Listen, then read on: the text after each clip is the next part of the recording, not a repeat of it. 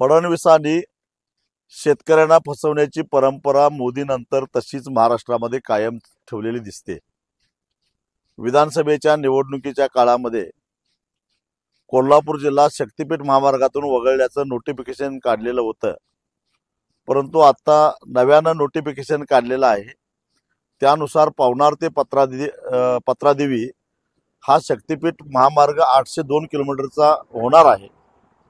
पैकी सांगलीपर्यंतचा मार्गाला शासनानं मान्यता दिलेली आहे आणि सांगलीनंतर शिरोळ, हातकणंगले, कागल, करवीर, आजरा या तालुक्यातील महामार्गाला पर्यायी मार्ग सुचवण्याबद्दल सूचित केलेला आहे। याचाच अर्थ असा की पवनार ते पत्रादेवी हा शक्तीपीठ महामार्ग होणार आहेच। हा लढा केवळ कोल्हापूर जिल्ह्याला वगळण्यासाठी नव्हताच आणि कधीही असणार नाही। जोपर्यंत शक्तीपीठ महामार्ग पूर्णपणे रद्द होत नाही तोपर्यंत लढा हा चालूच राहणार आहे। महाराष्ट्राला कर्जाच्या खाईत लोटणारा हा महामार्ग आहे।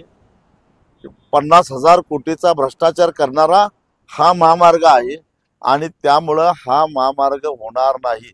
जरी सरकारने 20,000 कोटी रुपयाची तरतूद केली असेल तर माझी सरकारला शिफारस आहे, विनंती आहे, सूचना आहे की आज महाराष्ट्रामध्ये अतिवृष्टी आणि महापुरामुळे ग्रामीण जीवन अस्तव्यस्त झालेलं आहे। जीवावर उदार होऊन आपत्ती व्यवस्थापनाचे कंत्राटी कामगार काम करतात, परंतु त्यांना 4-4 महिने पगार नाही। ठेकेदार आत्महत्या करतायत। 90,000 कोटी रुपयाची ठेकेदारांची बिलं थकीत आहेत। ठिबक सिंचनाचं अनुदान 4 वर्षापासून शेतकऱ्याला मिळालेलं नाही।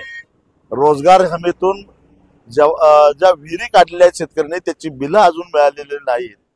आरोग्य विभागामध्ये काम करणाऱ्या कर्मचाऱ्यांच्या, कंत्राटी कर्मचाऱ्यांचे पगार मिळालेले नाहीत। देवेंद्र फडणवीसजी दिवाळी येणार आहे आणि त्याच्या आधी गणपतीच्या काळामध्ये ती जी 20,000 कोटीची तरतूद केली आहे ही सगळी थकीत बिलं भागवा।